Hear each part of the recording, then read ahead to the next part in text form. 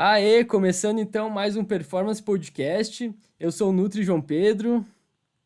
E aí, galera, sou o treinador Gabriel. No episódio de hoje nós trouxemos um convidado que adora tomar BCAA, glutamina e também ele quer ficar sempre seco, né? Afinal a gente tá chegando no verão, então ele toma termogênico todos os dias. A gente trouxe o Matheus Silvestre aqui. Fala pessoal, em primeiro lugar agradeço aí o convite, espero aí que a gente possa acrescentar bastante coisa para vocês também nesse podcast e estou à disposição aí, qualquer dúvida, qualquer pergunta a gente vai conversando. Fechou. Então, antes da gente continuar, né, gostaria de pedir pro pessoal se inscrever no canal, se ainda não for inscrito, porque dessa forma, sempre que sair um episódio novo, como esse daqui, vai receber a notificação e vai poder assistir logo em seguida, né? Então, seguinte, Matheus, me conta um pouco, cara. Tu é nutricionista e como é que tu começou na nutrição? Foi porque começou a academia? Como é que foi isso aí? Foi por influência de alguém? Então, eu sou nutricionista formado aqui pela Universidade Federal de Santa Catarina. A minha vontade de fazer nutrição foi justamente por conta da academia. Eu comecei a treinar em 2006, finalzinho de 2006, ali eu tinha 13 anos, eu comecei a treinar musculação. Gostei muito desde o início, assim, eu era muito magrinho, né? E com 13 anos eu já tinha o tamanho que eu tenho agora, eu já tinha 1,79 com 13 anos, só que eu pesava 57 quilos, né? Então eu Nossa. ganhei muita altura e fiquei realmente bem, bem magro. Daí tinha uns amigos que estavam começando a treinar, então fui na onda deles, né? Porque estava todo mundo começando a treinar, tinha uns dois, três amigos bem próximos, e comecei a gostar bastante. No primeiro ano treinando assim, claro que é uma coisa mais várzea, mas depois de um ano treinando já com uns 14, eu já comecei a ir em fóruns de musculação, já fui procurar sobre treino, sobre dieta, já comecei a ter um monte de suplementação desnecessária, que a gente vai falar depois, mas eu Uhum. comecei a treinar desde novinho, então desde os 13, e fui criando muito gosto pela musculação. Consumi muito conteúdo do Valdemar Guimarães, que é daqui mesmo de Balneário, do Rodolfo, na época do próprio Muzi, Fernando Marques, que era o pessoal que estava muito em alta ali.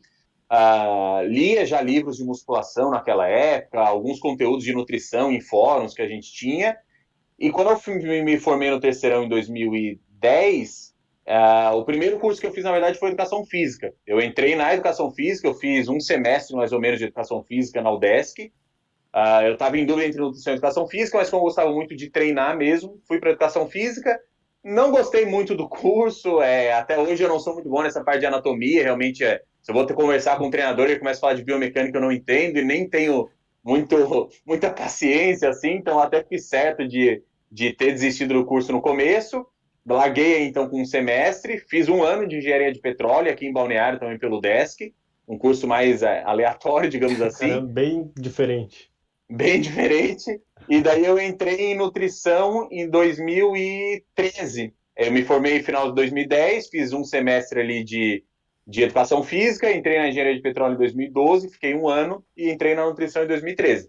Mas eu entrei na nutrição, inicialmente, no começo na educação física, justamente pela paixão que eu tive pela musculação. Realmente eu fazia muitos esportes já na época, eu sempre gostei de fazer futebol, handebol, basquete, tênis, eu sempre gostei muito de esportes em geral, mas o esporte que eu mais consegui manter e que me fez ter ali a vontade de fazer inicialmente educação física e depois nutrição foi realmente a musculação. Assim, consumia muito conteúdo de musculação, então foi a paixão pela musculação que me levou a fazer a nutrição.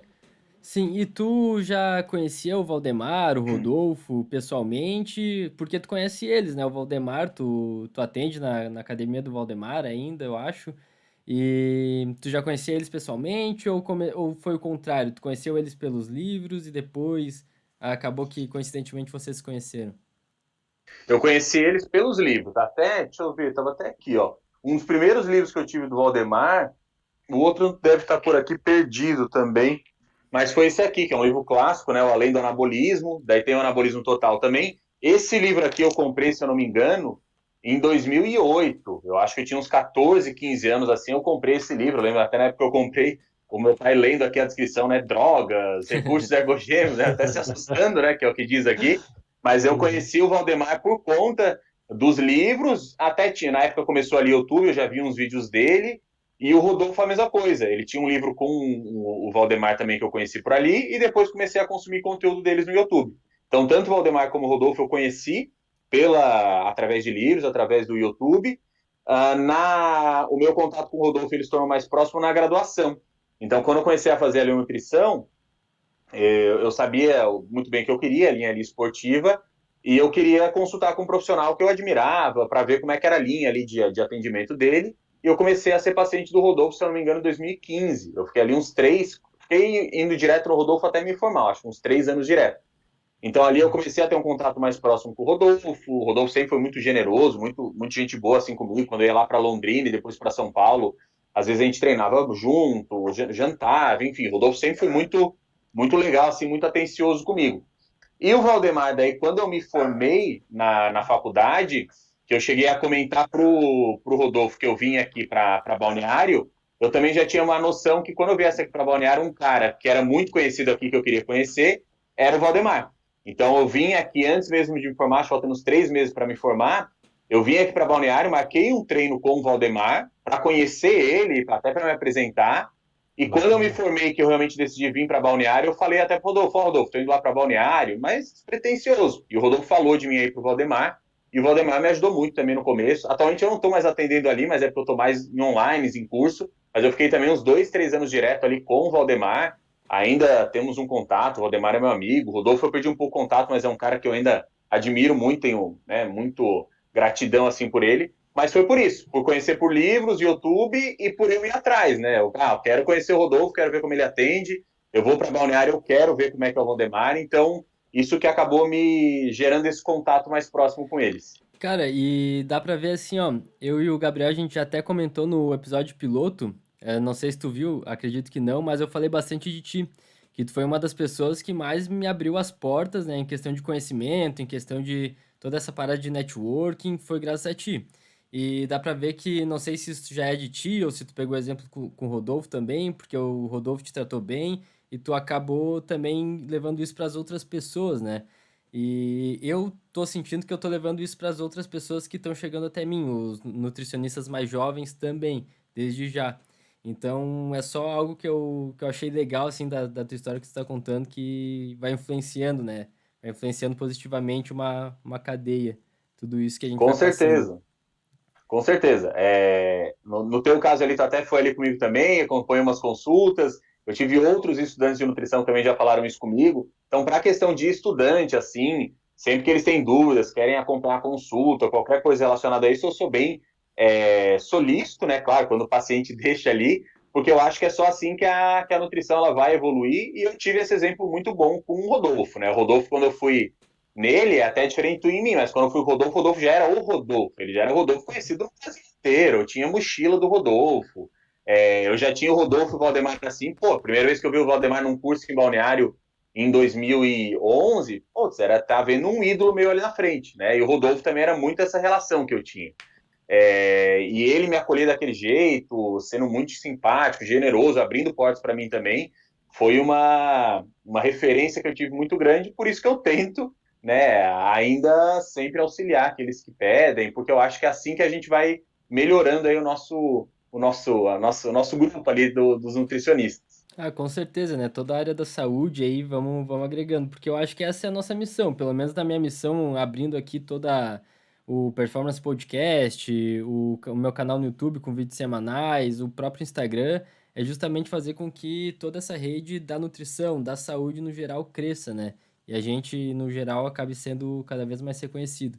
E, no fim, ajudando as pessoas, que é o nosso público-alvo, né? Os pacientes, os alunos, no caso do Gabriel e tudo mais.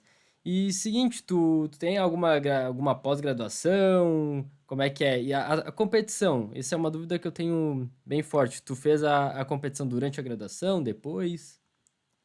Então, eu tenho uma pós-graduação em nutrição esportiva. Eu consegui começar a minha pós-graduação no último semestre já da faculdade. Eu consegui entrar como aluno especial e depois validei matérias, já depois de formado, né? Então, comecei já a pós durante a graduação, na fase ali de estágio.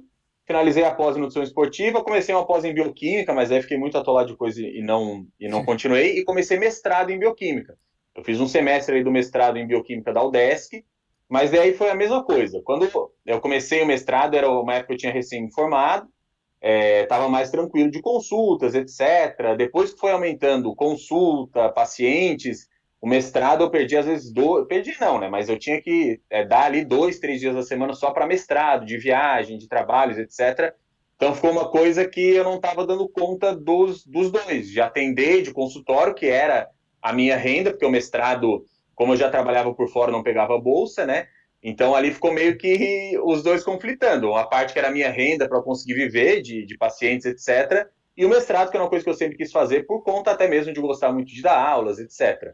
Então, o mestrado em bioquímica eu também fiz um semestre, tranquei, mas não voltei. Pretendo num futuro, quando tiver um pouquinho mais tranquilo, assim, fazer novamente, pelo menos um mestrado em bioquímica. Eu gostei bastante de aprender, porque é uma bioquímica bem aprofundada que a gente tem ali. Mas pós que eu finalizei mesmo foi a pós em nutrição esportiva, e as outras duas eu comecei e acabei parando. E da competição, eu competi, deixa eu até ver, não, foi 2018, não foi na graduação. É, Na graduação eu já gostava muito de musculação, né? Sempre treinei, mas realmente para competir foi em 2018, foi um ano depois de eu me formar. Eu me formei ali em 2017, então em 2018 eu subi no palco, subi no Estreantes e no estadual aqui da IFBB, no Estreantes, subi na Men's Physique, no Estreantes eu fiquei em terceiro, tinham 23 atletas, se eu não me engano. No estadual eu fiquei em quarto, eu ia subir no final do ano no Sul Brasileiro também, em dezembro, mas ali em novembro também eu larguei a preparação, porque foi a mesma coisa que aconteceu. Comecei a dar muita aula, atender muito, e a rotina para competir, mesmo a gente já levando aí um estilo de vida de treino e dieta, ela exige muito, né? Então dá, obviamente, de competir e trabalhar 12 horas por dia, dá, mas vai te exigir bastante, de acordar mais cedo, fazer marmita, vai viajar para dar aula, fazer as marmitinhas, levar. Não é que não dê de fazer, dá. Conheço vários, acompanho vários atletas que fazem isso. Mas chegou uma hora que eu fiquei, putz, não quero, tô de saco cheio aqui, não preciso disso, deixa eu continuar aqui só trabalhando e não competir mais, porque senão eu vou ficar muito estressado. Então, subi 2 vezes no estadual e no estreantes, e no final do ano, que era o sul-brasileiro ali, que eu também ia subir, e faltando um mês eu acabei largando. Mas foi bem legal subir, assim, foi uma experiência bem boa. Legal. E como é que foi essa questão de tu dar aula? Porque logo em seguida tu já começou a dar aula em pós-graduação, como é que foi? Tu sempre gostou desde a Então, graduação de apresentar trabalho e tudo mais? cara, gostei, sempre gostava. Eu sou uma pessoa bem quieta, assim, né? Eu sou mais tímido, mais na minha, não sou uma pessoa que fala muito, mas desde a época de graduação, assim, quando eu apresentava trabalhos, eu comecei a gostar muito, porque era temas. A gente consegue ainda pegar temas na nossa graduação que a gente gosta para apresentar, então eram temas que eu gostava, então eu gostava de estudar e depois falar aquilo, porque até uma maneira que eu aprendo muito é fazendo isso, é estudando e depois apresentando. Com certeza, E verdade.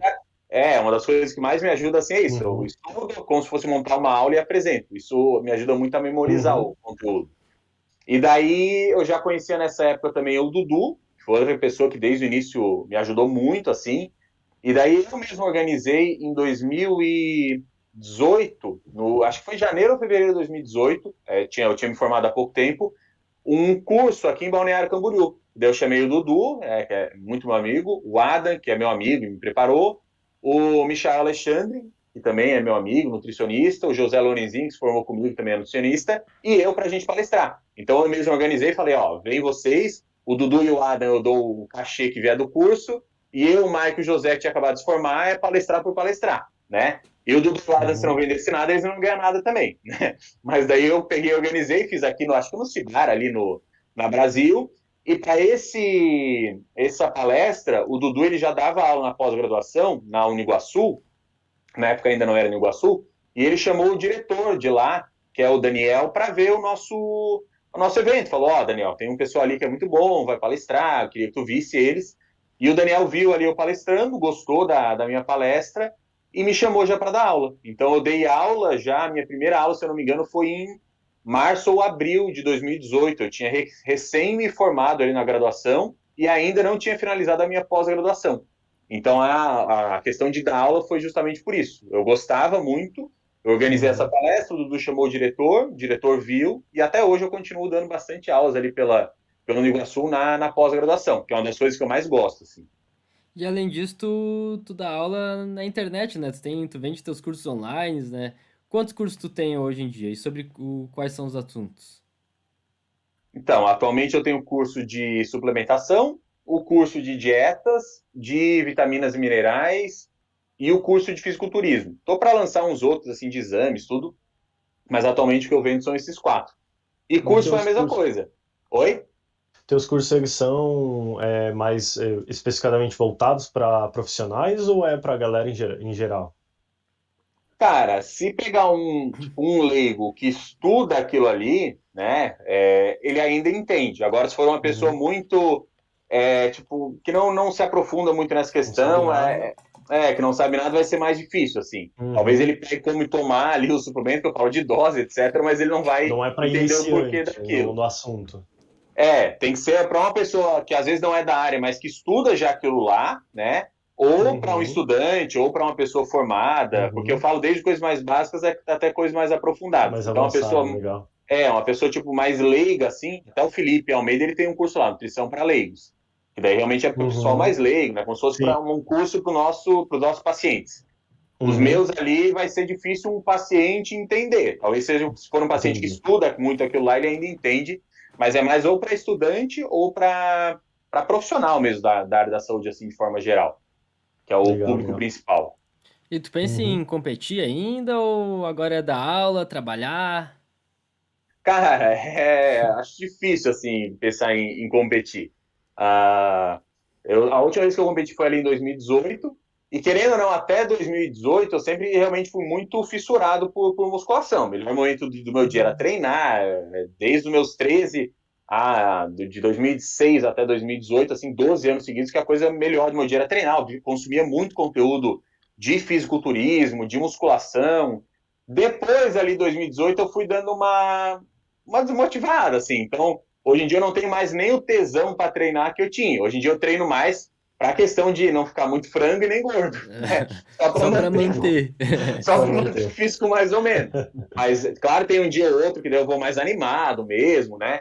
Mas, de forma geral, eu vou, tipo, porque eu sei tem que ir. Então, hoje em dia eu já não tenho mais esse tesão de competir, etc. Então acho muito difícil eu voltar a competir. A última vez que eu fiz realmente uma dieta mais restritinha foi agora, que eu casei, daí o Adam ficou me acompanhando ali uns 4 meses, eu melhorei bem o físico para lá. Mas de forma geral, eu faço dieta, melhoro o físico, daí libero mais a dieta, pioro. Eu fico sempre meus Fica campos. Quando eu vejo que nessa. eu tô Uhum. ficando com a dobra muito alta, eu falo, não, tem que segurar mais aqui. E quando eu vejo que eu já baixei gordura, eu falo, não, posso relaxar, ganhar mais e depois perder.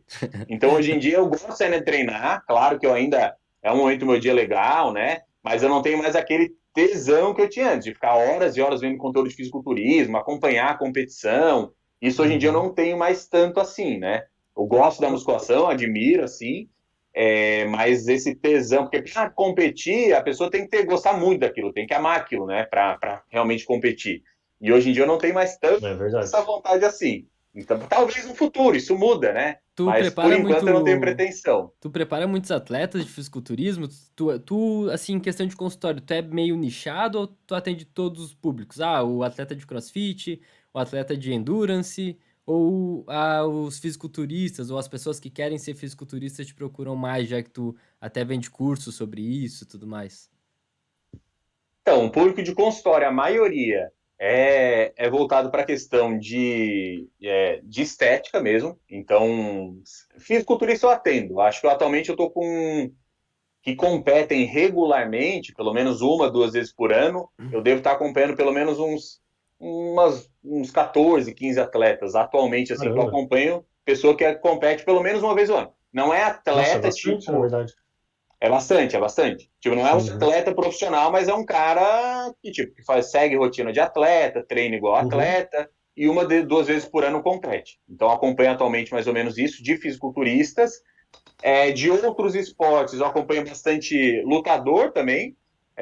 Luta de forma geral, jiu-jitsu, muay thai, MMA também acompanhando bastante. Amadores, assim.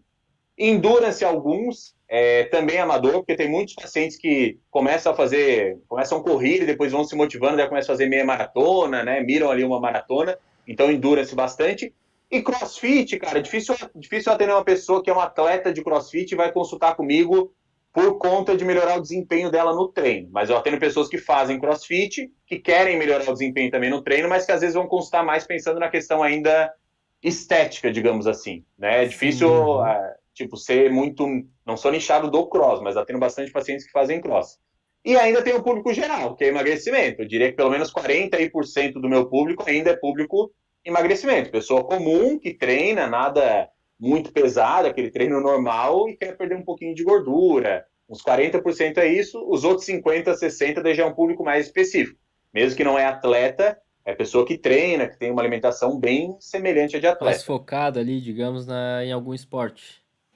Exatamente, exatamente. Matheus, então vamos fazendo essa transição aí pro conteúdo mesmo do podcast, porque direto assim, no teu consultório não deve, talvez no teu consultório nem tanto hoje em dia, porque tu já pega esse público um pouco mais preparado, digamos, né? Mas eu ainda tô pegando muita gente todo dia, várias perguntas sobre suplementação. Perguntando sobre creatina, se funciona, se o termogênico funciona. Eu até fiz a brincadeira no início do podcast, né, sobre o BCA e glutamina, a gente vai falar bastante disso aí. Então, seguinte, só pra gente botar o eixo no lugar, né? Basicamente, quais seriam os suplementos que são eficazes para performance esportiva, para que as pessoas não tenham mais dúvidas sobre isso? Cara, suplementação para performance, as que mais tem comprovação, falando de esporte de maneira geral, porque às vezes cada um pode ter uma especificidade. Mas Sim. creatina tem uma comprovação muito alta aí para esportes Uhum. de alta intensidade, duração mais curta. Cafeína também tem uma comprovação bem alta e ela tem até uma é mais abrangente do que a creatina. A cafeína a gente pode usar tanto em esporte de endurance como esporte de força mesmo, ela tem essa maleabilidade. Betalanina, outro suplemento também já está com uma comprovação científica muito boa, bem semelhante aí à creatina, esporte de intensidade mais alta, duração mais curta, tipo lutas, etc. Bicarbonato de sódio, outro suplemento, tem uma comprovação alta, só é uma limitação maior pela questão do uso dele, que ele causa mais colaterais, então às vezes é mais chatinho de prescrever, mas dá de usar. Nitratos, que a gente aqui no Brasil consome mais através da própria beterraba, também é uma suplementação que tem mais comprovação. Diria que esses 5 são os que mais têm comprovação. Mas ainda daria de adicionar a taurina, que é um suplemento para recuperação, assim, até tem alguns estudos legais. Citrulina, que é outro vasodilatador que também tem aí uma comprovação relativamente boa. Então, botaria, digamos assim, esses 5/7 aí como os principais suplementos para melhora de desempenho. Os outros, eles vão variar muito já, tipo, do atleta, do paciente. Às vezes eu tenho um paciente que já usa isso e ele fala, Matheus, eu queria testar um suplemento diferente para ver se funciona. Então, às vezes eu posso testar, tipo, uma betainanidra. Não tem tanto estudo com ela. Mas daí eu falo pro paciente, olha, esse suplemento aqui não dá de afirmar que tu vai usar e vai melhorar desempenho, mas já que tu quer testar, vamos botar e vamos testar para ver como é que tu vai reagir. Mas realmente comprovação alta, que fale, ó, vale a pena investir, são esses 5 e adicionando mais 2 ali, talvez a citrulina e a própria taurina. E E esses depois. não, Vai não lá, só vai. para atleta, né? Para praticante comum também serviria esses mesmos suplementos que você comentou, né? Exatamente, para praticante comum também serviria. Daí até um ponto que é bom falar. Essa suplementação para melhora de desempenho, mesmo as que têm uma comprovação científica alta, elas vão melhorar o desempenho daquela pessoa que realmente tem um treino com uma boa intensidade, né? Então, às vezes eu Legal. prescrevo ali Uhum. um pré-treino para um paciente com citrulina, taurina e cafeína, manipulado, dá de manipular tranquilo. E daí o cara fala, putz, melhorou o desempenho, mas eu não senti tanta diferença. Porque às vezes a pessoa espera que vai estar fazendo supino com 30 quilos cada Uhum. lado e vai aumentar para 40, 50 cada lado Sim, sim. com a suplementação. Então, muitas vezes, para um paciente que não é atleta e que tem um treino mais ou menos, essa suplementação vai ter mais efeito placebo ainda. Uhum. Da pessoa tomar, achar que vai melhorar o desempenho e melhorar. Porque realmente, para você melhorar o desempenho com uma betalanina, você tem que ter como causador de fadiga acidose. Para ter acidose no treino, é porque vai precisar realmente de uma boa intensidade, assim.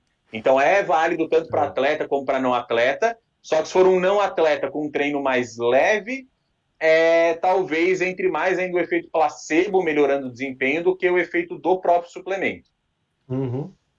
Com certeza. E outro suplemento também que acredito que seja o mais famoso de todos é o whey protein, né? Não entra, né, muito nessa parte de performance, mas pode ser muito bem Sim, utilizado. Mas claro, o whey também ele serve mais na questão de tapar um buraco da dieta, quando a gente precisa suprir é o verdade. aporte de proteína e não consegue, então a gente suplementa o whey, né?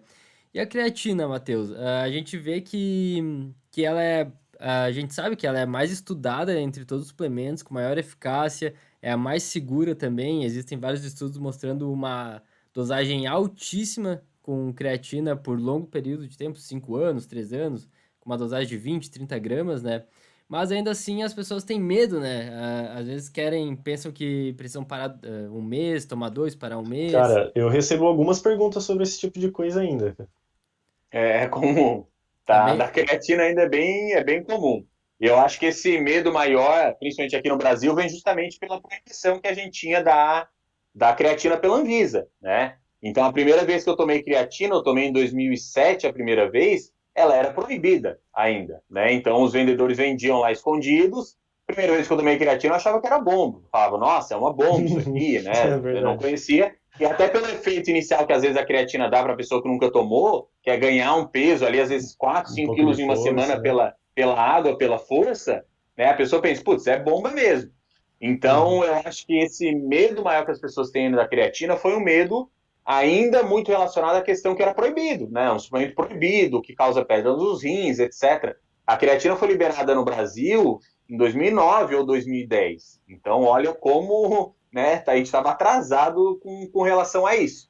Então, ainda tem alguns pacientes e pessoas assim que perguntam muito ali no Instagram, é bem comum, falando da questão de creatina e problema renal, e alguns até falam de problema hepático. Mas a gente tem uma segurança enorme da suplementação de creatina, o que eu falo que creatina é um dos suplementos mais seguros que tem. É mais seguro prescrever uma creatina do que tomar uma xícara de café, por exemplo, né? Porque tem pessoas que às vezes são muito sensíveis à cafeína. Uhum.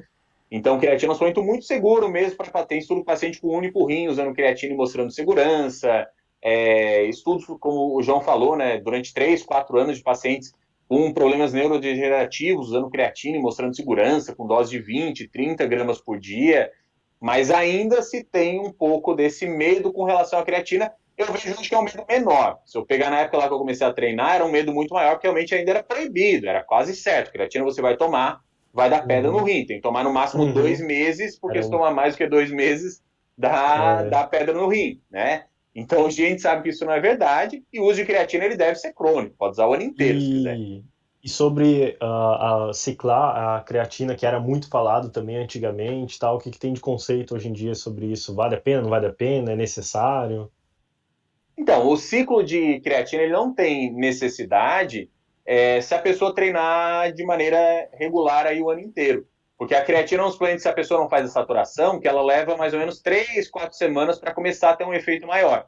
Então, se a gente fizer aquele ciclo clássico, né, de 2 meses para um, e a pessoa não faz a saturação, então ela leva um mês para começar a ter um resultado maior da creatina. Uhum. Fica um mês usando com resultado alto, e nesse mês que ela para, o estoque de creatina no músculo já cai para o que era antes da suplementação. Depois vai mais um mês para subir, se não fizer saturação, e por aí vai. Sim. Então, para aquela pessoa que treina de maneira regular o ano inteiro, o melhor é manter a suplementação de creatina o ano inteiro. Para mim, só tem tipo necessidade de parar, alguma vantagem em parar, se a pessoa não está treinando mesmo. Vou ficar.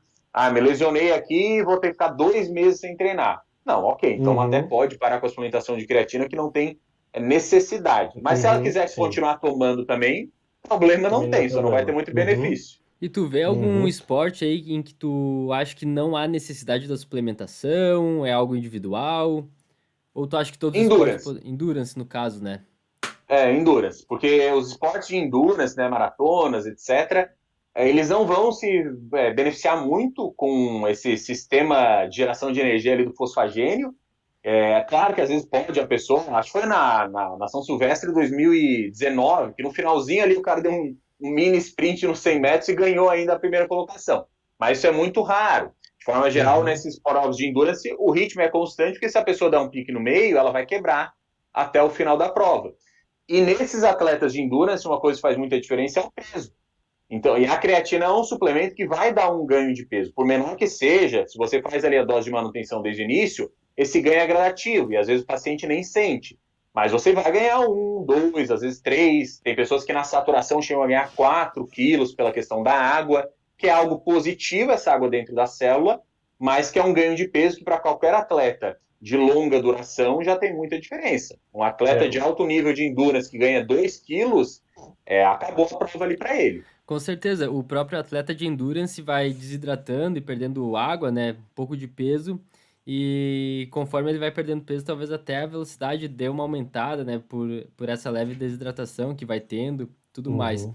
Hã, E falando dessa água, a galera também, lembro que eu acho que é bom falar, né, antigamente falava muito que, não vou tomar creatina porque vai me deixar retido, porque eu vou ficar gordo, né, não é massa muscular em si, né, mas como é que é o processo da creatina então? Na verdade não é água de forma de retenção, né, na verdade é uma água intracelular, né? Exatamente. A creatina ela tem um efeito osmótico, né? Então, para onde ela vai puxar água, ela vai atrair água. Só que a maior parte da creatina, mais aí de 90%, ela fica dentro da célula muscular. Então, essa retenção que a creatina causa é justamente uma retenção intracelular. Ela deixa o músculo mais cheio. Só que o que ocorre é se eu tenho um paciente com um percentual de gordura mais alto, por mais que o que esteja ficando mais cheio seja a musculatura, como ele está com aquela musculatura tampada ali por uma camada de gordura maior que ele tem, ele não vai ver que é o músculo que está ficando mais cheio, mais denso. Ele vai sentir mais retido de forma geral, né? Porque ele tem Uhum, muita sim. gordura ainda e muita retenção subcutânea. Então, se eu uso a creatina com um paciente com percentual de gordura mais alto, às vezes ele pode sim ter essa impressão de que ele está ficando com mais retenção subcutânea, que não seria interessante, mas não é isso que ocorre. A retenção é dentro do músculo, só que como ele tem muita gordura, ainda muita retenção subcutânea, ele só vai se sentir mais inchado de maneira geral. Uhum. Agora, se é um paciente com gordura baixa e ele usa creatina, às vezes ele até relata que parece estar mais seco por estar com a musculatura com maior densidade, a musculatura mais cheia. Verdade. É bem isso mesmo, parece que aumenta a densidade mesmo. E, Matheus, Exatamente.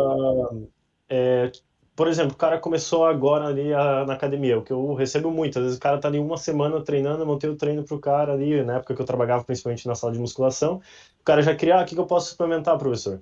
Então, tipo, é necessário suplementar agora no início, ou teria um tempo assim que você diria que, pô, é interessante começar a suplementar, ou se ele consegue manter uma alimentação certa, não precisa? Qual que é a tua opinião disso? Então, eu não vejo problema em suplementar na pessoa iniciante, mas eu não vejo necessidade. Tirando às vezes for um pó proteico, tipo whey. A pessoa não consegue bater as proteínas do dia, Uhum, etc. E a gente vai lá e suplementa o whey como alimento em pó de proteína. Agora, tipo uma creatina. A pessoa está treinando há 2 semanas. Se ela usar creatina, pode melhorar o desempenho? Até pode. Mas ela ainda tem pelo menos 2 meses para ganhar de maneira sem natural, digamos assim, vai né, sem melhorar com certeza, suplementação, né?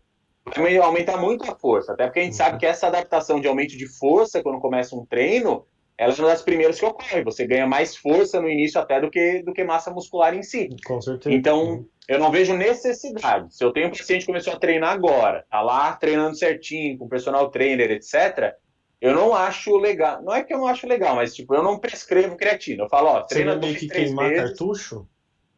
Ao meu ver, é isso. Porque daí, no Uhum, começo, sem a creatina, só com o treino, ele já vai toda semana, talvez, ir progredindo carga, porque ele está se adaptando mais, né? E daí, depois, quando uhum. fica mais estagnado, a gente usa a creatina. Isso até serve como motivação. Ele vai ficar mais motivado, porque vai É, aumentar mais peso, vai aumentar justamente. mais carga. Agora, se eu uso tudo logo no início, querendo ou não, quando ele chegar ficar mais estagnado ali depois de uns meses, eu fico mais sem ter o que fazer, digamos assim. A Então, eu evolução é gosto de menor, esperar. né? Talvez a motivação Exatamente. caia porque a evolução é um pouco mais gradativa. Daí, se ele não usou nada até agora de suplementação e às vezes começa a usar, a evolução ainda continua um pouco maior, né? Pode acontecer isso. Exatamente. Ele pode ficar ali uns 2, 3 meses só treinando, sem usar nada, no máximo ali o pó proteico, como falei. Vai estar aumentando força. Depois, talvez de uns 3 meses, a gente aí sim começa com uma Uhum, suplementação mais voltada para desempenho, que ao meu ver vai ser muito uhum, mais interessante do que no começo. Às vezes a pessoa começou a treinar agora, mal tem equilíbrio ainda, né? Aquela coordenação motora para segurar um supino, para, né, deixar equilibrados os uhum, halteres. Ainda está faltando essa sem questão. Eu dúvida. vou lá e botar a creatina, ao meu ver, vai estar queimando uma carta que não precisaria. Por isso que eu prefiro Uhum, aguardar. Não legal. vejo problema em começar, mas eu prefiro aguardar. Mas talvez não seja a melhor estratégia, né? Exatamente, exatamente. Uhum. E o bicarbonato de sódio, a betalanina. A betalanina, inclusive, há um tempo atrás era proibida no Brasil, né? Se não me engano, também. Era proibida. A E, betalanina ela foi proibida no Brasil um tempo, depois liberou, mas só para manipulação. E agora liberou Tudo é geral. proibido aqui, né? Não tem como Essa entender isso Anvisa é aí. uma beleza, né? E Cara, sobre o bicarbonato de sódio, pelo menos eu comecei a escutar agora alguns meses atrás, por causa do João, da galera. Eu não sei se é novo realmente ou não, a suplementação dele pro desempenho. É que então, eu, pelo menos, escutei pela pouco. a suplementação de bicarbonato, assim, ela já é bem antiga. Só que, como é um suplemento que não é vendido em lojas de suplementação mesmo, né?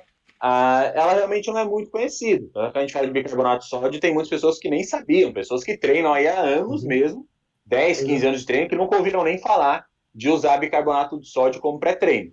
Mas você acha que não era muito falado pelos nutricionistas também? Porque, é igual eu falei, eu particularmente nunca escutei muito sobre. Exatamente. É uma suplementação que não é muito falada e divulgada, porque ela tem umas limitações com relação aos colaterais. Então, assim, o Uhum, método de tomar o bicarbonato de sódio ele é mais chatinho, é diferente de uma creatina. A pessoa tomou a creatina errado, não vai dar nada. No máximo, ela usar uhum, 30, 40 gramas de uma única vez, talvez tenha um efeito diarreico ali, se tomar tudo de uma vez. A maioria dos suplementos, se tu toma errado, sem uma indicação, não tem muito problema. Agora, o bicarbonato, a pessoa tomando errado, não da maneira que o nutricionista prescreveu, ou às vezes mesmo tomando da maneira que o nutricionista prescreveu, ela ainda tem muito colateral gastrointestinal.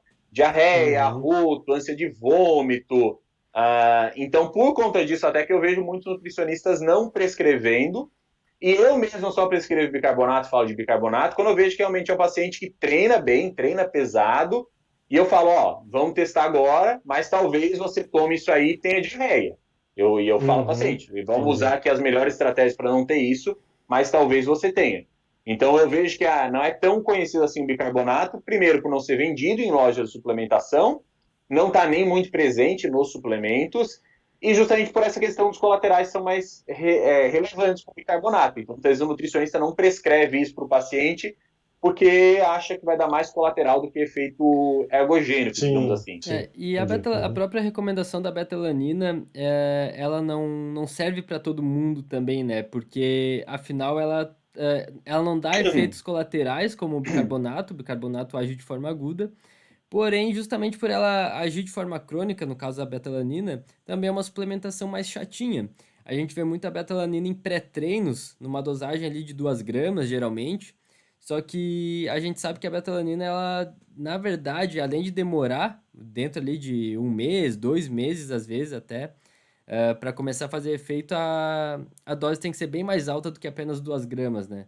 Acontece que as pessoas, uhum, elas começam a dar aquele formigamento na mão uhum. e daí já pensam que tá fazendo efeito, né? Pode ser que sirva como placebo, e daí tudo bem. Vai melhorar um pouquinho no treino, mas a betalanina em si não vai estar fazendo efeito, né? Tem, O ideal É, seria suplementar ela separado, então. não, Comprar a não exatamente. betalanina separada. Não, necessariamente não, separado, mas tomar uma sim, dosagem mas maior da betalanina para conseguir depois, né? tomar a dosagem correta, no Isso, caso, que né? é de 4 a 6 gramas. Até pode tomar as 2 gramas no pré-treino, mas teria Mas que tomar 3 suplementar. doses pré-treino e ficar loucão. Daí não rola isso daí. Então, Daí não vai basicamente rolar. é isso. A betalanina Entendi. também não serve para todo mundo, porque tem que ter uma disciplina um pouquinho maior de tomar de manhã, tomar de tarde, tomar de noite também. Então, a betalanina é um É, pouquinho mais chatinha por isso. a betalanina, a principal limitação é essa. E a betalanina ela até pode levar mais tempo para fazer efeito do que a creatina. A creatina a gente sabe, a pessoa fez uma semana de saturação, praticamente depois de uma semana de saturação, o estoque dela de creatina muscular já está quase no máximo, ela já está tendo efeito máximo da creatina depois de 7, 10 dias. Betalanina, como o estoque de carnosina no músculo, ele é variável de acordo com de pessoa para pessoa, tem alguns estudos que postulam aí que você precisaria ficar 5 meses tomando betalanina para ter realmente o efeito máximo dessa suplementação, que você poderia ficar ainda 3, 4 meses contínuos seguidos tomando e aumentar de pouco em pouco ainda a carnosina muscular. Então a betalanina é um suplemento que ainda mais vale aquela questão de usar o ano inteiro, todos os dias. Mas aí Uhum. isso que limita, né? Porque a pessoa às vezes esquece, às vezes só usa no pré-treino, que daí limita muito a questão de usar diariamente a própria dose, que a maioria dos pré-treinos tem uma dose menor.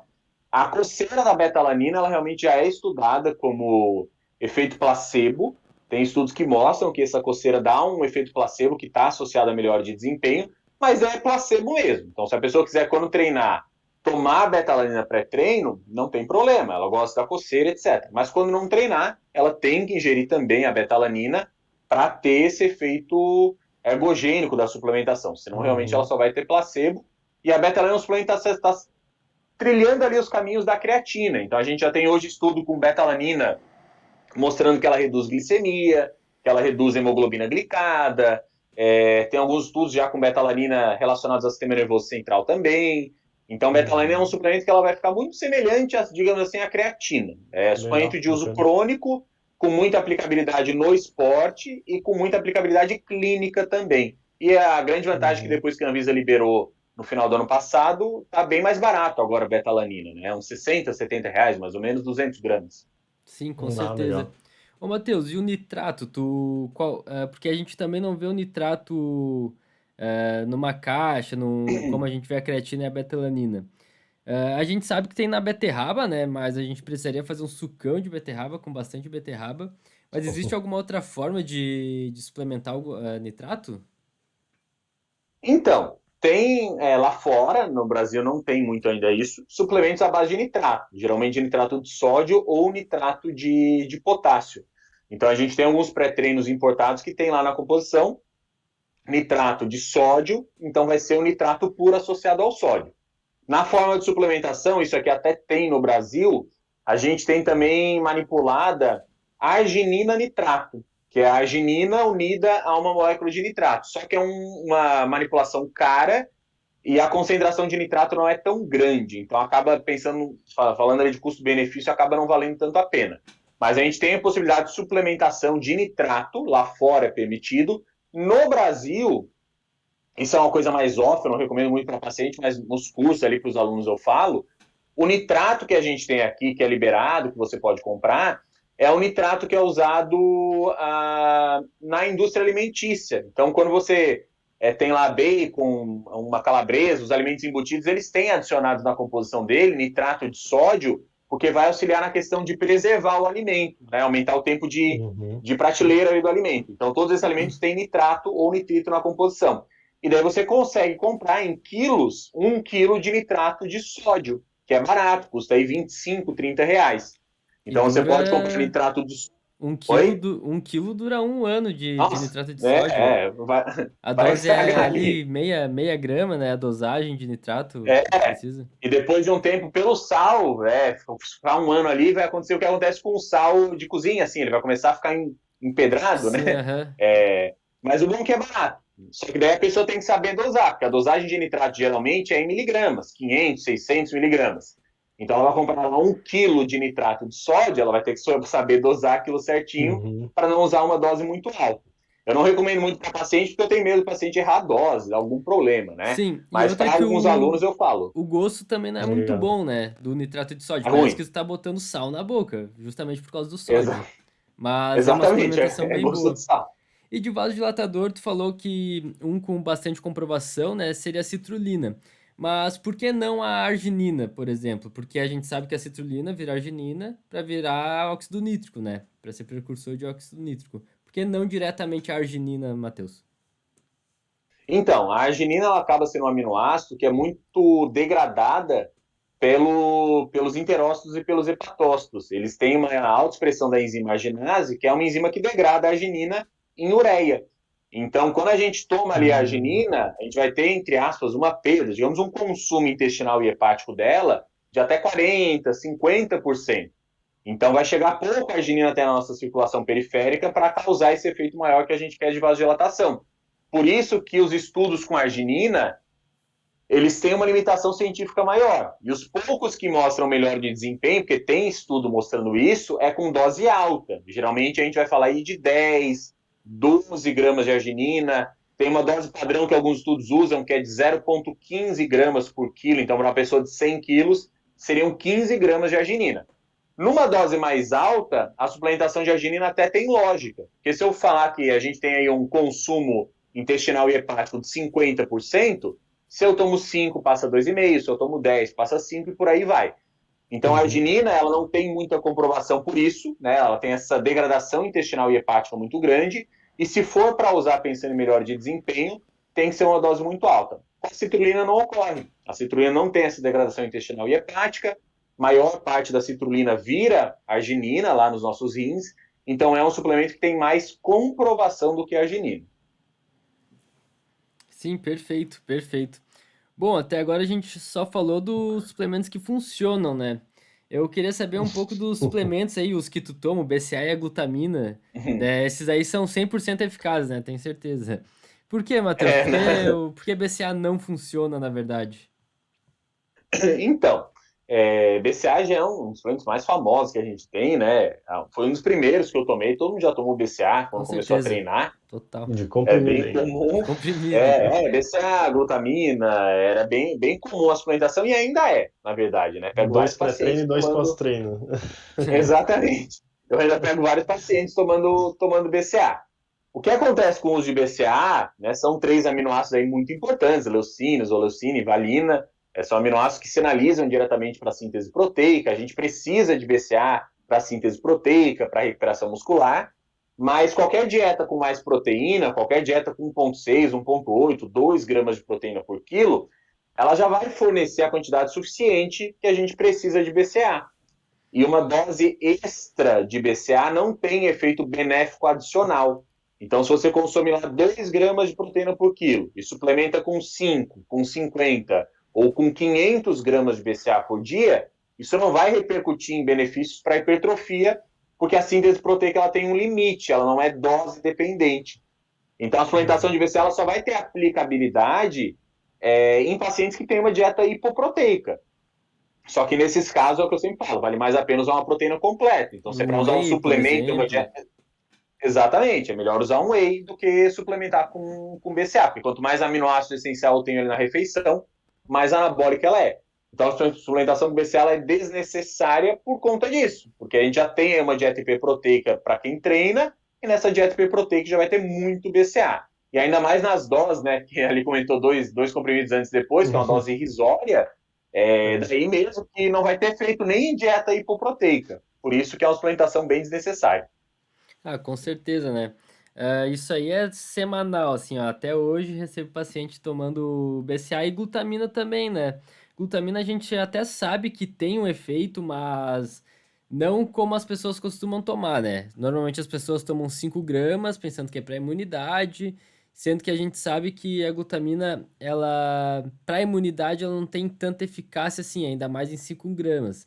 Geralmente a glutamina ela é utilizada mais no âmbito clínico, quando uma pessoa está com um problema intestinal ou até mesmo a imunidade abaixou, mas daí a dosagem é altíssima, né, Matheus? É 30 gramas aí, 25, 30 gramas para cima. Exatamente. A glutamina é o aminoácido mais abundante assim que a gente tem no plasma. E a glutamina, diferentemente do BCA, ela é um aminoácido não essencial, ou pelo menos condicionalmente essencial. Então, além da gente ter glutamina nos alimentos, então a gente tem glutamina no frango, no ovo, no whey, nosso corpo ainda produz glutamina a partir dos BCAAs. Então, a necessidade, digamos assim, da glutamina, ela, em teoria, é ainda menor do que a necessidade do BCA, porque a gente produz e consome glutamina. E o uso clínico da glutamina, que realmente, como o João falou, tem aplicabilidade para algumas questões intestinais ou para um paciente imunodeprimido com câncer, etc., é em dose muito alta, 30, 40, 50 gramas. Para intestino tem uma dose muito usada, que é de 0,9 gramas por quilo de massa livre de gordura. Isso é uma pessoa aí de 100 quilos e 8% de gordura, 92 vezes 0,9 dá quase 80 gramas praticamente 80 gramas de glutamina. Então, mesmo para intestino, a dose da glutamina é muito alta, justamente por esse motivo que eu falei, porque a gente já tem um monte de glutamina no nosso corpo. Então, dá lá 5 graminhas, 10 graminhas, é uma quantidade muito pequena. Mesmo quando tem indicação clínica, ainda não vai suprir tanto efeito. Agora, para a imunidade, tirando na questão de pacientes imunodeprimidos, com câncer, pacientes às vezes queimados, que têm ali uma atividade metabólica maior, em pessoas saudáveis, atletas ou não, a glutamina não tem benefício para a imunidade. Para a intestino, ela pode ter uma aplicabilidade no esporte. Às vezes a gente tem um paciente de endurance, por exemplo, que consome lá 8, 10, 12 gramas de carboidrato por quilo, que relata muitas vezes durante a prova desconfortos gastrointestinais, como gases, dores abdominais, dilatação, a gente pode, às vezes, até tentar uma estratégia de suplementação de glutamina nessa dose muito alta por um período para ver como o atleta responde, pensando no intestino. Mas é em dose muito alta e nessa situação específica. Tirando essa situação específica, não vejo a aplicabilidade da glutamina no esporte. Sim, E falando de suplementos ou manipulados, né, que funcionam, que não funcionam, né, que a gente está comentando agora, tem suplementação ou manipulado que ajuda realmente a aumentar um pouco a testo e tal, porque a gente já escutava muito falar, hoje em dia acho que um pouco menos, mas ainda escuta sobre a tribulus terrestre, enfim, alguns outros aí, ashwagandha e assim vai. Então, esses testoboosters, né? Que entra tribulus, ashwagandha, maca peruana, mucuna Isso. prurem, long jack, ácido D-aspartico. De forma geral, eles não têm uma boa comprovação. A gente até acha um estudo ou outro usando tribulus ou usando ashwagandha, até uma das que mais tem evidência, digamos assim. Zinco em dose alta também pode causar aumento de testo. Então, a gente até acha um estudo ou outro mostrando aumento de testo com essas substâncias. Mas são poucos estudos e são aumentos pequenos, né? Porque quando a gente fala de um suplemento para aumentar testo, o que a pessoa imagina? Nossa, vou usar esse suplemento, minha testo vai duplicar e eu vou começar a ganhar mais massa muscular, vou começar a ter mais força e por aí vai. Mesmo que você use um desses suplementos, vamos supor que você é uma pessoa muito responsiva, que usou tribulus e aumentou um pouco a testo. É difícil ocorrer, mas às vezes pode. É um aumento pequeno. Então, a pessoa que tem uma testo lá de 500 vai para 550, para 560. E esses aumentos pequenos de testosterona dentro do fisiológico, eles não melhoram em nada desempenho no Não treino, faz não melhoram em diferença. nada a questão de hipertrofia, né? Então, eu sei de uma texto de 500 para 700, não significa nada. Mesmo de 400 para 800, não significa nada. Então, por isso que, de forma geral, mesmo que subisse testosterona, coisa que na maioria das vezes não sobe, não tem aplicabilidade, porque esses aumentos de testosterona dentro do fisiológico, eles não têm benefício. A gente só vai ter benefício de aumento de testo, pensando em estética, em desempenho, em duas situações. O paciente tem hipogonadismo, tem lá uma testo em 100 e poucos, e daí ele subiu o testo pro fisiológico, foi de 100 e poucos para 400, 500, daí ok, pode ter benefício, ou se ele vai para um suprafisiológico. Ele está com a testo em Sim. 400, 500 e vai para 1.500, 2.000 de texto, que daí isso ele só vai conseguir mesmo com o uso de esteroide anabolizante, né? Tirando esses dois cenários, essas variações de testosterona dentro do fisiológico é só para deixar o exame mais bonito. Ah, meu exame de Uhum. testo foi de 450 para 700. Beleza, o exame está mais Uhum. bonito, mas não significa nada, Não vai né? mudar. Quer dizer que Uhum. você vai ter um melhor desempenho ou mais hipertrofia por conta disso. E não tem aplicabilidade nem para, por exemplo, um cara que tava usando um recurso ergogênico, né, anabolizante, e tá parando para algum tipo de caso assim, chega a ser usado, nunca usam, não vale a pena, usam outros tipos de ergogênico mesmo. Para essas questões assim, de TPC, paciente vinho usando esteroide, está parando, algo do tipo, esses compostos podem auxiliar mais na questão da libido. Então, às vezes, eu tenho um paciente que Entendi. usava esteroide e está parando o uso, dá às vezes de recomendar um tribulus, uma maca, se for homem, o próprio long jack, pensando em aumento de libido. Para libido, nós Entendi. temos alguns dados, não são unânimes, assim, mas são dados um pouco mais promissores, digamos assim. Agora, Uhum. para aumento de texto, muito mais vale se meu paciente que parou de usar esteroide, usar um clomifeno ou usar um tamoxifeno, que vão ser muito mais eficazes, até HCG, Uhum. dependendo da situação, do que esses manipulados. Agora, tribulus, maca, long jack, nesse cenário poderiam ser interessantes para aumento de libido. Até para aumento de libido em mulheres, a evidência é um pouquinho maior do tribulus e da maca.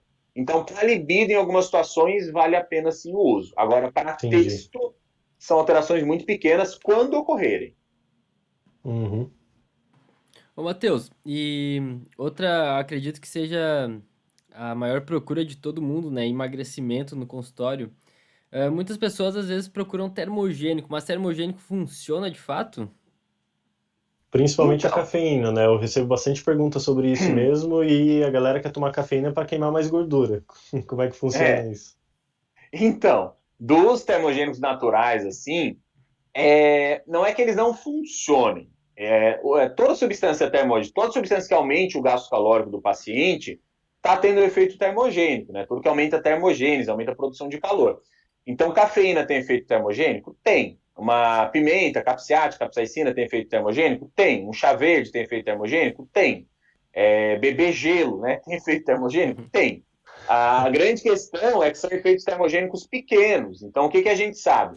Os termogênicos naturais, esses que eu citei, cafeína, que é a mais conhecida, chá verde, as pimentas, a sinefrina, morosil, etc., são substâncias que podem aumentar o gasto energético, geralmente numa faixa de 50 a 150 quilocalorias em média. Sendo bem Então, assim, otimista, né? sendo otimista, assim, sendo otimista que a Melhor pessoa deixar vai de comer reagir um muito bombom, bem. então.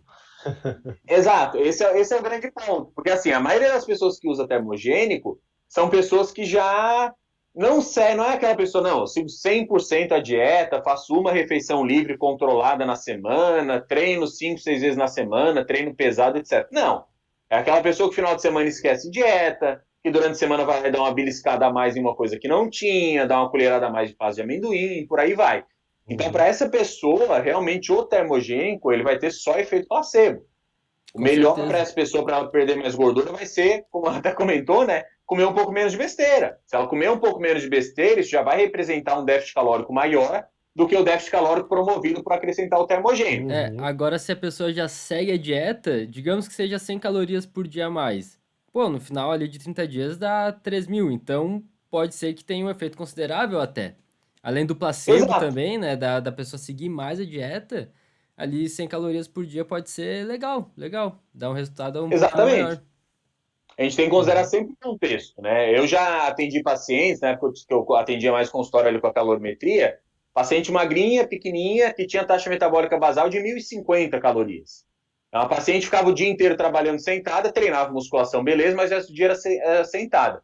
Se ela aumentar 100, 120 quilocalorias o gasto dela, é um aumento aí de 10%, 12%, 15%. Para essa pessoa vai ter um efeito assim, se ela seguir 100% a dieta, mais relevante. Agora, um cara de 150 quilos, né? Putz, daí já não tem muita aplicabilidade de aumentar em 100 quilocalorias o gasto dele. Então, como o João falou, vai depender do cenário. Tem cenário que dá de usar o termogênico natural? Tem. É esse cenário que o João comentou. O paciente segue tudo 100%, às vezes já está um tempo maior em restrição calórica, já baixou peso. Qualquer 100, 150 quilocalorias a mais no gasto já vai dar diferença depois de 2 meses, né? Agora, para o cenário da pessoa que segue mais ou menos, faz dieta mais ou menos segunda a sexta, final de semana não faz nada, daí já é mais efeito placebo mesmo o termogênico. Ah, com certeza. Um suplemento que era muito famoso e ele segue basicamente a mesma lógica da glutamina ali, é a L-carnitina. A gente via muita recomendação que a L-carnitina Sim. fazia a gente metabolizar melhor a gordura, tudo mais, mas não é bem assim, né, Matheus? Não. A carnitina até, acho que junto aí com a cafeína, é o suplemento mais usado para perda de peso que a gente tem. Cafeína e carnitina são os mais usados, assim. A carnitina ela nem entra como uma substância para aumentar o gasto calórico em si. A carnitina, em teoria, ela auxiliaria no transporte ali da gordura, do ácido graxo para a matriz mitocondrial, que é onde tem o processo de beta-oxidação. Então, de maneira mais simplista, a carnitina auxiliaria a fazer com que o corpo usasse mais gordura como energia. E o corpo usando mais gordura como energia, a pessoa perderia mais gordura. E realmente a carnitina tem essa função, né? O transporte ali do ácido graxo para a matriz mitocondrial, onde tem a beta-oxidação, ele vai precisar de carnitina. Então, carnitina é um aminoácido essencial para essa questão de oxidação de gorduras, é uma substância essencial para isso. A grande questão é que a suplementação de carnitina, ela não aumenta de maneira significativa essas enzimas. Então, você suplementar a carnitina, você não vai aumentar de maneira muito significativa a oxidação de gorduras. Então, por conta disso, que não é uma suplementação eficaz para a perda de gordura. O aumento de carnitina muscular, como é algo contragradiente, ele é muito difícil de ocorrer. A gente tem 2 estudos só que viram aumento de carnitina no músculo, e até nesses estudos, o grupo que usou carnitina gastou menos glicogênio e usou mais gordura durante o treino, né? Isso até mostra esse aumento da oxidação de gorduras, mas para isso ocorrer, a pessoa teve que usar cento e poucos gramas de carboidrato junto. Então, o que a gente sabe já sobre a carnitina é o seguinte: para você conseguir aumentar a carnitina muscular, precisa de muito tempo, pelo menos aí uns 5, 6 meses de suplementação de maneira contínua, e você precisa usar com muito carboidrato. É tipo usar 2 gramas de carnitina com 60 gramas de dextrose 2 vezes por dia, durante 6 meses consecutivos, para ter um aumento de carnitina no músculo e talvez aumentar a oxidação de gorduras em 10 gramas por dia, né? Então, mesmo nesse cenário de aumento de carnitina muscular, é algo que não vai impactar em nada, né, para perda de gordura. Então, a carnitina para a questão de perda de gordura realmente é um suplemento ineficaz. A gente acha estudo com carnitina mostrando perda de gordura, mas é estudo bem mal desenhado, que não controlou variáveis, etc. Então, não é uma suplementação nem um pouco interessante. Ao meu ver, é bem pior do que cafeína, nem compara. Cafeína é muito melhor. Legal. E, Matheus, eu queria entrar num assunto um pouquinho mais, talvez polêmico, digamos assim, que é sobre os SARMs, cara. Você poderia explicar pra gente o que é o SARMs? Porque eu vejo, às vezes, alguma galera tomando, assim, achando que é uma suplementação comum, assim, como tomar whey ou creatina, que na verdade não é bem assim, né? E eu, às vezes, mesmo sendo receitado e tal, sem ser tipo muito explicado para o paciente, né, o que ele está ingerindo, né, o que ele está tomando ali. Então, os SARMs eles ganharam, né, mais evidência, digamos assim, nos últimos 3, 4 anos, eu diria. E realmente ele está sendo muito usado como se fosse um suplemento, né? A pessoa geralmente que usa SARMs, ela acha que é um suplemento. Até na época que eu comecei a treinar lá para 2006, 2007, era mais época de pré-hormonal. Então vendia na época Emidrol, Alovar, que são até piores, mais fortes que SARMs. Mas a gente usava isso, eu usei muito Emidrol na época, como se fosse um suplemento, e realmente é bom, é esteroide, né? Emidrol tem efeito quase mais potente que um Dianabol. Mas como era vendido em caixinha de suplemento, a gente usava como se fosse suplemento. Os SARMs, eles não têm esse efeito tão potente anabólico e tem um efeito colateral maior. O que são os SARMs, né? SARMs são moduladores seletivos do receptor androgênico. Então, de maneira simplificada, o que isso significa? Receptor androgênico é um receptor da família de esteroides. Então, a testosterona, por exemplo. A testosterona, quando ela ativa o receptor androgênico lá na musculatura esquelética, a ativação desse receptor sinaliza para aumento de força, sinaliza para aumento de massa muscular, sinaliza para os efeitos anabólicos que a gente tem relacionado à testosterona. Esse receptor androgênico está expresso em várias partes do nosso organismo. Na próstata, por exemplo, a ativação do receptor androgênico na próstata causa aumento da próstata, causa hipertrofia da próstata. Então, esse receptor androgênico, dependendo do local onde ele é ativado, ele vai causar mais efeitos colaterais ou mais efeitos desejados. De maneira geral, a ativação do receptor androgênico que não causaria muito colateral seria a ativação no músculo, que aumentaria massa muscular e aumentaria força, e a ativação no tecido ósseo. A ativação do receptor androgênico no tecido ósseo aumenta a densidade óssea, aumenta a mineralização óssea. Então, os SARMs, eles foram fármacos criados justamente com esse objetivo, de ter um efeito anabólico até parecido com o do esteroide, porque eles vão ativar o mesmo receptor dos esteroides anabolizantes. Quando a pessoa usa estano, oxã, etc., tudo ativa receptor androgênico. Só que ativar esse receptor de maneira seletiva, só no músculo e no tecido ósseo, para não causar os colaterais associados com o uso de esteroides anabolizantes. Então, a criação por detrás dos SARMs, a ideia, né, foi muito interessante. Tanto é que vários estudos metodológicos iniciais com SARMs, eles começaram até a pensar no uso de SARMs para pacientes com câncer. Então, paciente com câncer está ali muito debilitado, com perda de massa muscular, que é usado, às vezes, até esteroide nesse paciente, oxandrolona é comum, poderia usar um SARMs para aumentar a massa muscular. Aumentando a massa muscular, isso aumenta a expectativa de vida desse paciente, só que como atuaria só no receptor androgênico no tecido ósseo e no músculo, não teria tanto colateral. Só que mesmo tendo essa especificidade, os SARMs eles têm ainda bastante colaterais. Os dois principais é piora do perfil lipídico. Então, o uso de SARMs ele vai piorar tanto o perfil lipídico como piora um estanozolol, um dianabol, um esteroide oral ali 17-alfa-quelado, como inibição do eixo também. Porque quando você ativa o receptor androgênico, o seu corpo entende que, por exemplo, tem um hormônio lá se ligando nele. Você entende, por exemplo, que tá a testosterona se ligando no receptor. Então, como está ativando o receptor, ele manda um feedback negativo para diminuir a produção hormonal. Então, todo composto que você usa que ativa receptor androgênico vai diminuir a produção de testosterona. Então, o efeito colateral muito visto com o uso de SARMs é justamente esse. Usou SARMs, inibiu o eixo.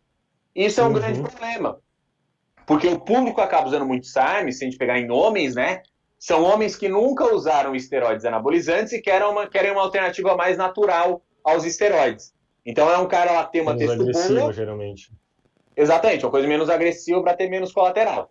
Então, o cara tem uma texto boa de 500, 600. Daí ele vai lá e usa um ligandrol, um ostarine, um andarine da vida. Essa texto dele, que era 500, 600, vai baixar. Já peguei casos de testosterona em pacientes usando SARMs há muito tempo, que foi de 600 para 100 e poucos. E tem estudos também mostrando isso, né? Então é um tiro no pé, porque a pessoa está usando uma coisa que ativa o receptor androgênico, tem ali um leve efeito anabólico, mas está inibindo o eixo, o texto vai cair, libido vai baixar, a disposição vai baixar e por aí vai. E o principal é que o efeito anabólico dos SARMs é pequeno. Então, o oxandrolona, que é um esteroide até relativamente mais fraco, entre aspas, ela tem um efeito anabólico muito maior do que um ligandrol, do que um ostarine. Então, por isso que, de forma geral, apesar da ideia ter sido boa, na prática não vingou. Tanto é que a Anvisa proibiu esse ano, né, os SARMs.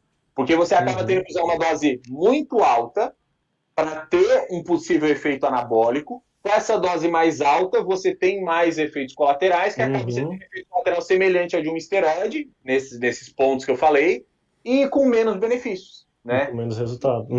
Exatamente. Eu vejo muita ser prescrito muito para mulher, normalmente assim, a Ostarine, cara. E geralmente quando eu converso, tá, mas você sabe o que é o que você tá tomando, Ostarine, SARMs? Ah, mas manipulado, uma suplementação. Tipo, não foi nem explicado para ela que, pô, isso pode dar colateral, pode mexer no eixo hormonal, principalmente para mulher, que geralmente é tudo mais complicado essa relação hormonal, né? E pode mexer bastante, né, daí. Exatamente. Sempre que usou SARMs vai acabar influenciando no eixo hormonal. Até o uso de SARMs está sendo comum em mulheres, né, mesmo estando proibido, porque, querendo ou não, os SARMs eles não vão ter muito risco, o risco é quase nulo, de causar virilização. Então, muitas pessoas vão lá e prescrevem SARMs. Dificilmente uma mulher vai ter uma hipertrofia de clitóris usando SARMs. Isso, em teoria, não é para ocorrer, né? Mas mesmo assim, ainda é um fármaco, ainda tem colaterais, esse HDL dela usando os SARMs de 50 vai para 20, eixo é inibido, todos os colaterais continuam ocorrendo. Quando era liberado, eu até vi uma possível aplicabilidade, talvez em mulheres que têm muitos colaterais androgênicos associados aos esteroides. A mulher usa Oxan e já tem hipertrofia de clitóris, etc, etc. Daí talvez, se o médico optasse, eu até acharia, não, testa para ver. Mas, sendo bem sincero, tirando esse público bem específico, eu não vejo vantagem e tem bastante colateral. Tem que deixar claro que SARMs são fármacos, né? Não são suplementos. E também, eu não sei, a maioria, quando eu via falar e tal, tem uma marca principal que eu não me lembro agora o nome, mas é mais da gringa, né? Vem mais dos Estados Unidos o produto. Aqui no Brasil se encontra, claro, dá para manipular ele, mas eu particularmente, às vezes não confio tanto, assim, se realmente o que tá lá é o Ostarine, às vezes tem muito mais placebo lá dentro do que o próprio produto, né? Exatamente. Isso aí realmente não dá de confiar. No Brasil, a gente não teve nunca os SARMs liberados para venda em suplementos, era só liberada a manipulação com receita médica. Lá fora já é tudo muito, não é que seja liberado, mas lá fora a fiscalização é menor, então as empresas conseguem fazer mais coisas. Eu já tive paciente mulher usando SARMs que teve um resultado assim, putz, enorme, pareceu maior que de um esteroide. Eu até falei para ela, isso aí não era SARM, isso aí devia ser algum esteroide ali que estava, né, no lugar desse ostarine, do ligandrol, acho que estava usando, porque o efeito que tu teve usando agora era uma mulher que também continuou usando esteroide mesmo, foi maior que o efeito que tu teve usando Deca, né? Então, como é que pode um SARM ter efeito anabólico muito pequeno causar esse efeito tão grande? Então, realmente não dá de confiar.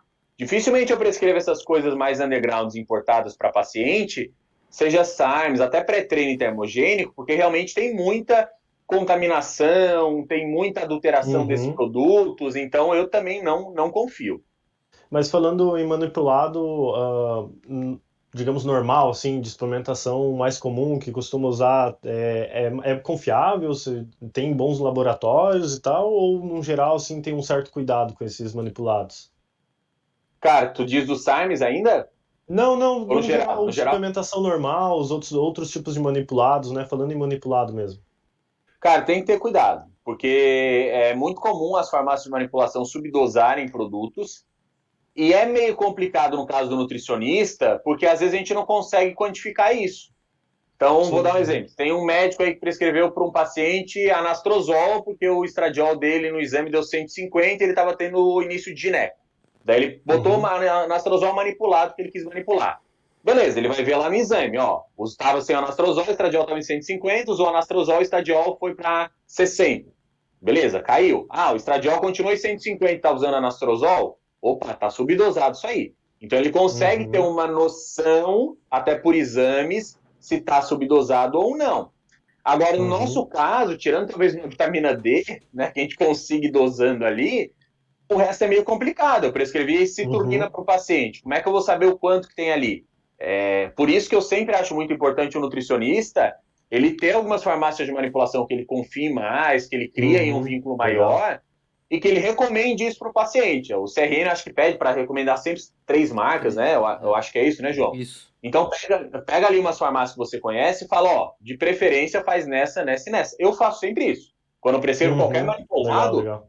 eu falo ao paciente, ó, eu recomendo você fazer nessa, você pode fazer na que você quiser, mas eu recomendo você fazer nessa e pelo menos orce nessas aqui. E se você orçar em outra e o valor der muito diferente dessas aqui, fala comigo, porque provavelmente vai tá subdosado. Mas farmácia de manipulação é um negócio complicado. Muitas subdosam.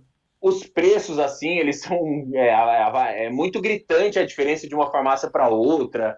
Às vezes você manda orçamento de uma para outra e só pelo fato de mandar orçamento ela já reduz em 30% o valor do produto.